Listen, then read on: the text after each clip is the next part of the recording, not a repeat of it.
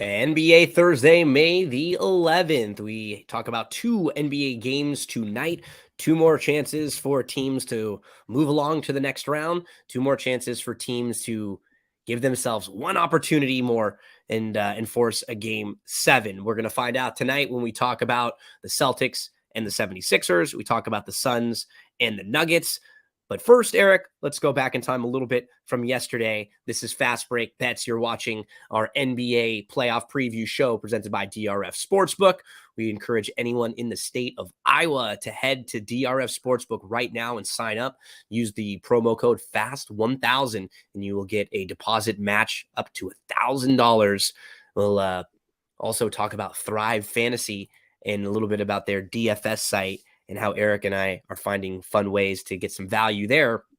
But Erik, last night, same exact situation for both the Knicks and for the Warriors. And I think what we saw in both of those situations is that when you have a team down 3-1, they head home, you just can't replicate that type of desperation that teams have in that situation. And both the Knicks and the Lakers, or both the Heat and the Lakers, I think at halftime we both got that first half play right at the buzzer yesterday, which was great. Which was great.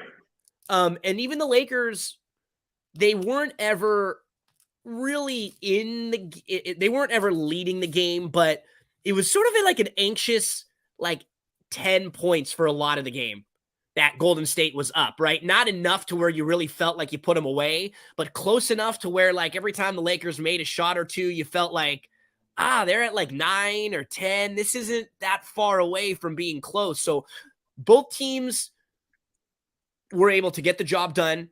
Now life's going to be a little bit difficult for them moving forward with Golden State coming back to LA.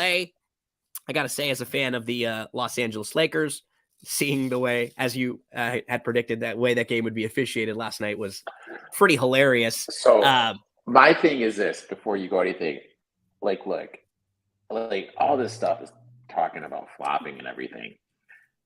Everybody in the NBA flops. I'd have more respect for LeBron and Draymond Green if they're like, yeah, we flop, we work on it. Every other team does. You know what I mean? Just be honest. Every team flops. You know what I mean? Embiid's probably the worst. This guy's 285, and you get Grant Williams runs into him, and he's on the ground. Yeah, the thing that bothers the thing that bothers me is more so the style of these two teams, because the way these two teams play, the free throws and the fouls should never be close. The Lakers should always they should always shoot a lot more free throws than the Warriors. That's not because they attack the rim. That's just because the way they played. And the Warriors shoot so many more 3-pointers that it should never really be close, because that's the difference between these two teams.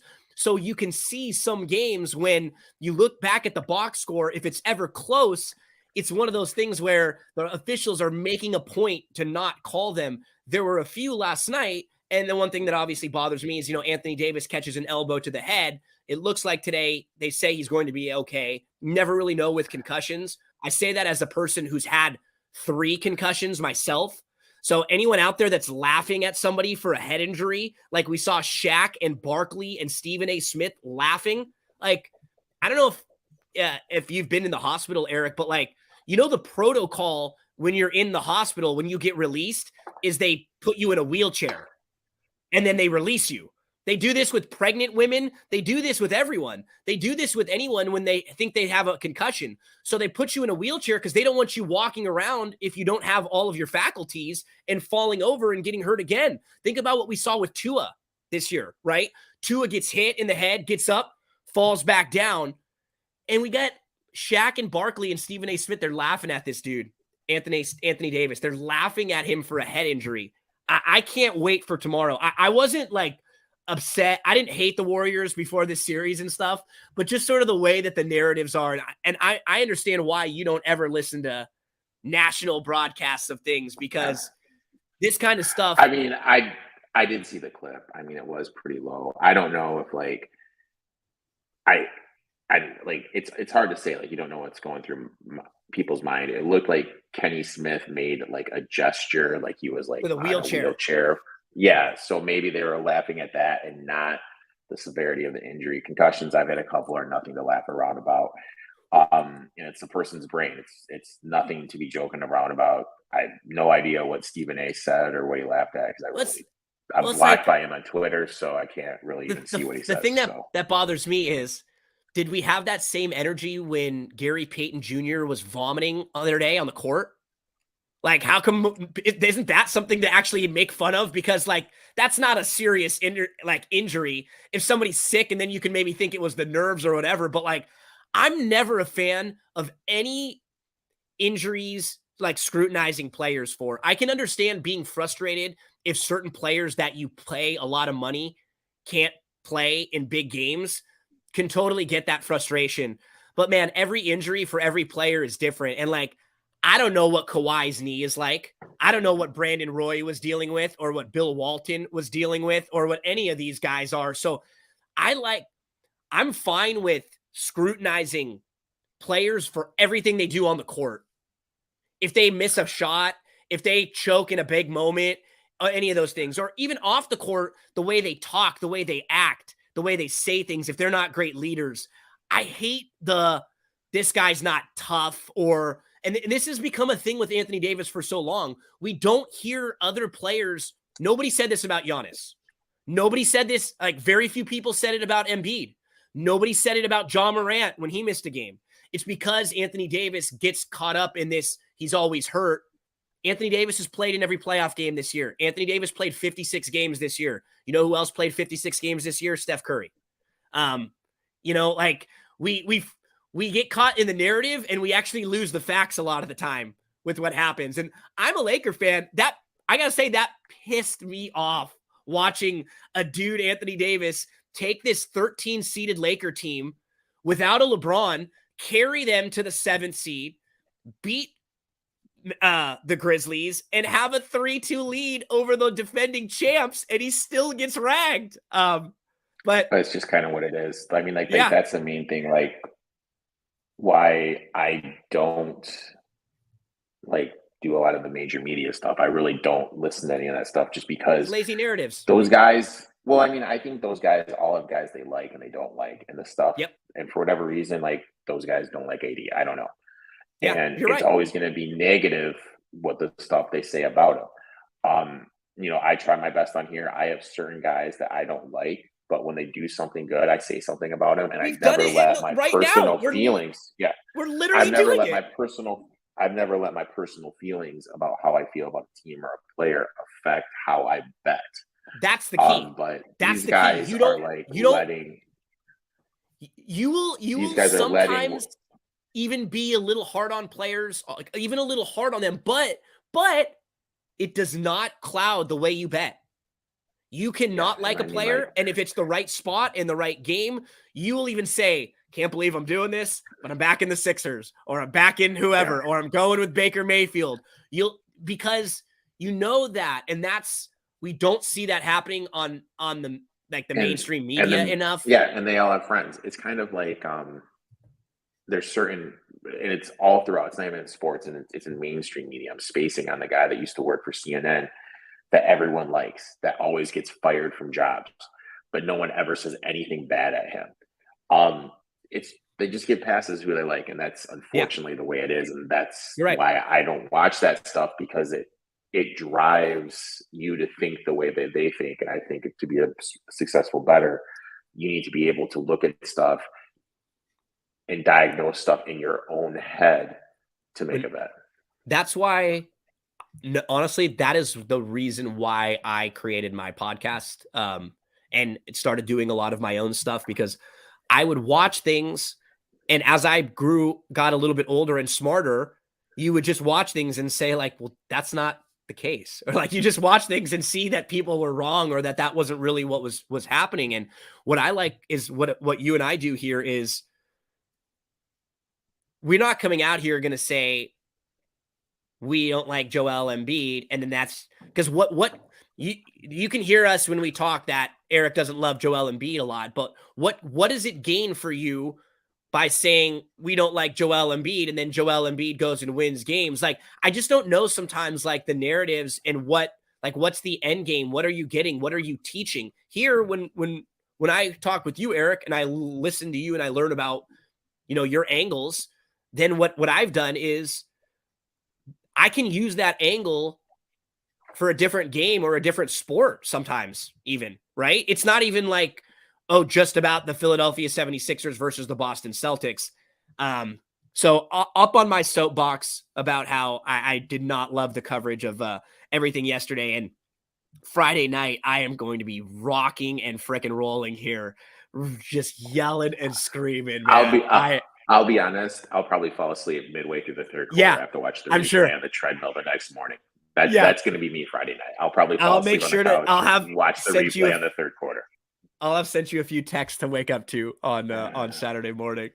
Okay, buddy, let's talk about tonight. 2 games tonight. Are the Celtics going to push it to a game 7?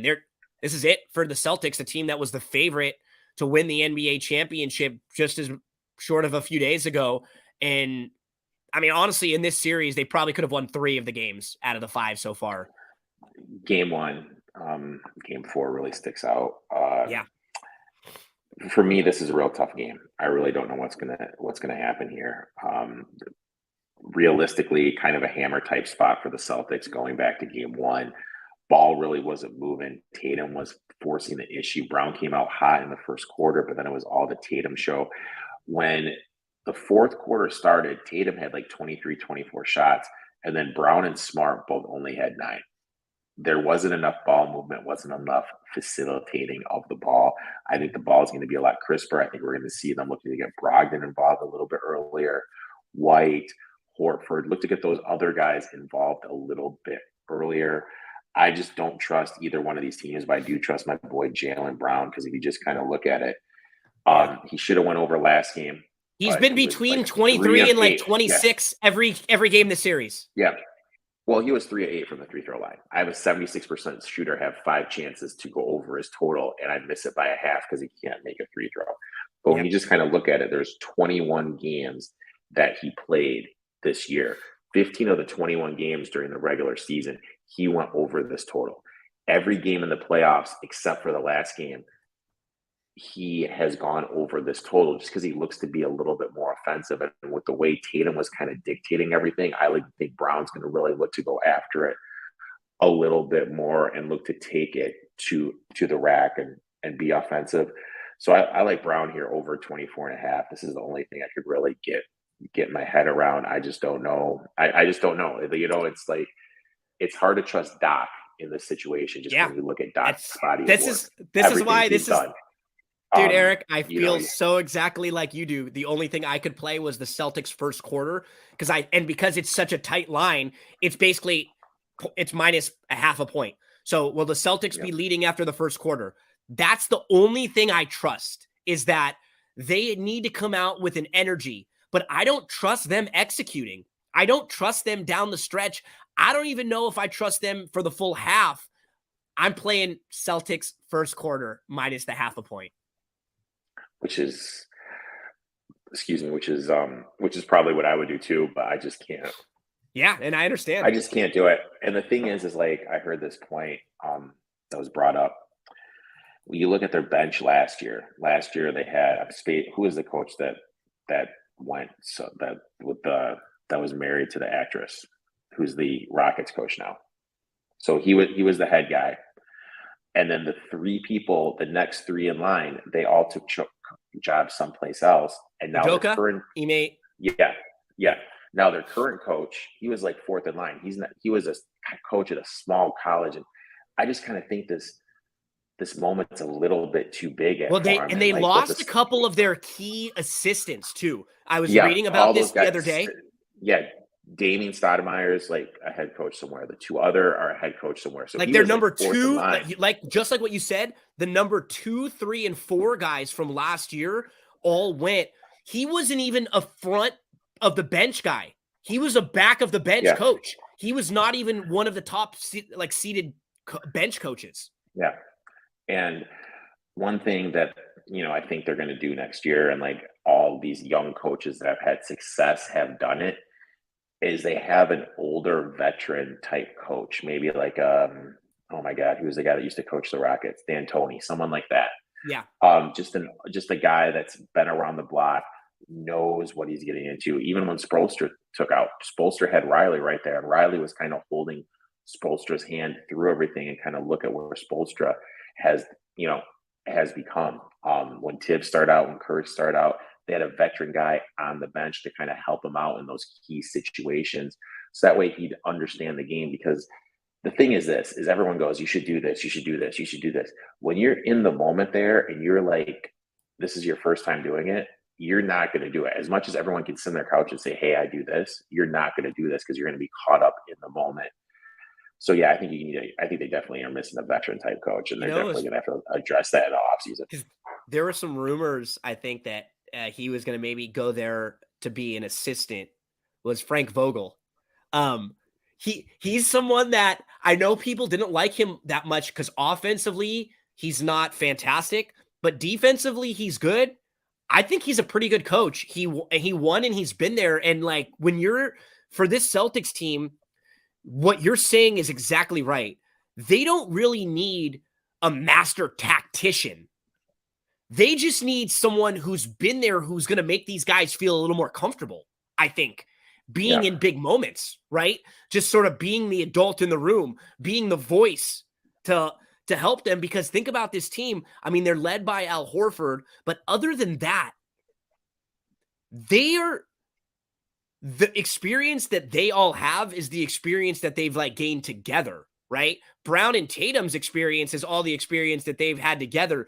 They don't have that, like Horford's it, but they don't have that older brother, like you said, in the locker room there. That's like, hey, I've won the title. Here's what we need to do.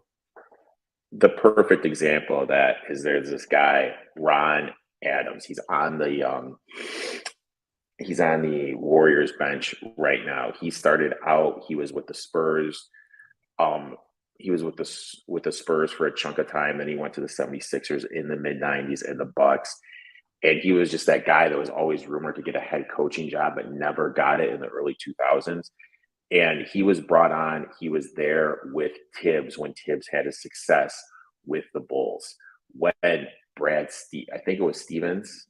It was either Stevens or Kerr. When one of those guys was hired, he was brought there. So that way, he's an older guy. He's in his 70s now. A guy like that, and like he wouldn't have like any responsibility of like watching film or like coming up with game plans. His whole responsibility would just basically be the in-game stuff, helping the coach of the Celtics, making sure he's doing the right stuff and not sitting on timeouts, taking a timeout at a key point, stopping a run, understanding managing momentum, all that stuff. And that's really what the Celtics are missing right now. In terms of this game, look, what I'm going to do is I'm basically feel there's going to be a situation where I can get plus money on both sides. And that's what I'm going to look to do. As soon as I can get plus 125 on one side, I'm going to lock that in. And I'll probably be able to get plus 125 on the other side, because I think this is going to be a back and forth battle. Erik. Plus the Jaylen Brown over 24.5. That bet is locked in. I absolutely love that bet.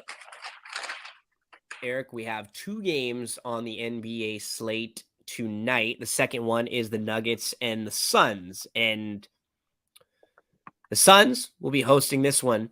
But keep in mind, the Suns, so far, one metric that we like to look at is shot quality. It grades the consistency of the shots. Now, let's be fair. It's not perfect. And like any advanced metric isn't perfect because, like, for example, right now, some of the shots that the Warriors are taking against the Lakers are probably a little bit more difficult because of Anthony Davis versus on a different player. So some things, there are like little hidden things in the shot quality, but it's a very good metric and it's a very good source like of regression to the mean, right? Using it to see when things are either too good or too bad to believe. The Phoenix Suns, they have yet to win the shot quality score at home in the playoffs, but they're 4-1 in those games. So they should be 0-5 in those games. They should be losing by 6.8 points per game. Instead, they're winning by 5.4 points per game. And the reason that is because guys like Devin Booker and Kevin Durant are making shots that they do not normally make and that they won't continue to make consistently. They've just never proven to. So something's got to give in this situation here. I think that Phoenix, in their 2 games at home, I think they gave a really good effort. I think they did everything they possibly could. You could sort of see the legs start to wear down a little bit last game for Booker, for Durant, and I think the Nuggets get the job done tonight. Erik, you and I are both sort of on the same page, right? I got 118, you got 120, and then you also took the 3 with the Nuggets. Yeah, I took the 3 just to be safe.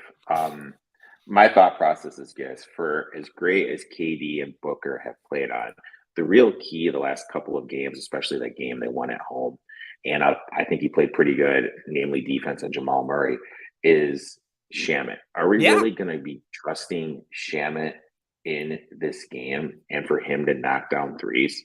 That's where I am right now, and I don't trust him. I like the Nuggets here. I don't trust Shamet. Nuggets 6-2 ATS this year against the Suns. Both games at Phoenix were graded as wins.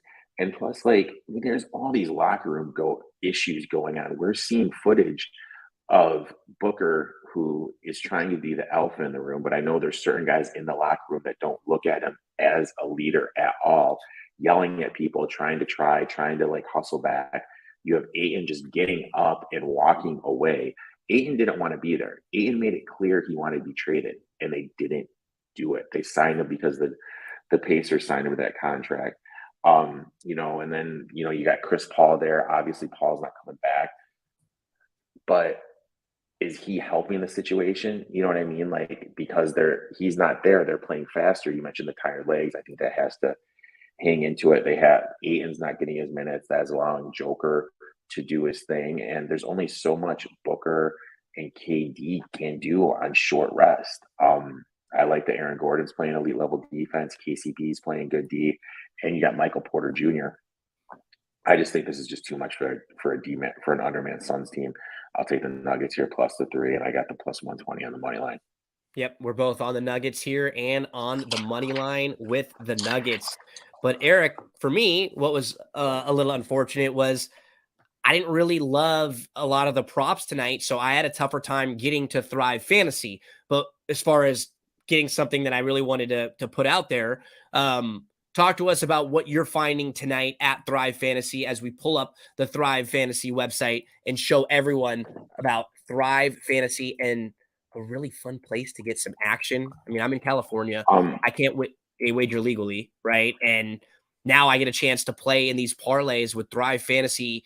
And not only do I get action, but I get better value than if I were to play these same exact props other places, Erik. Yeah, I mean, I think it's great. You get good ROI. You get the over 3.2 to 1, which I absolutely love. My first one in this earlier game, I'm going to Jaylen Brown over 3.5 assists. He's gone over every game but the last game. And it just goes back to my statement. The ball really wasn't moving that well with Boston last game. So I'm going to go here over the 3.5. Obviously, if you're a little bit concerned, because that does kind of tie into other people making shots, you can do his combo of points and assists, which is 28.5. Yeah, you can do that at 28.5, and he could easily go over that with just the points by itself, with just the points.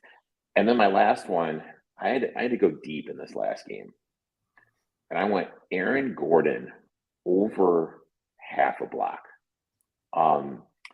He's playing the backup center now, so he's basically their rim protector now.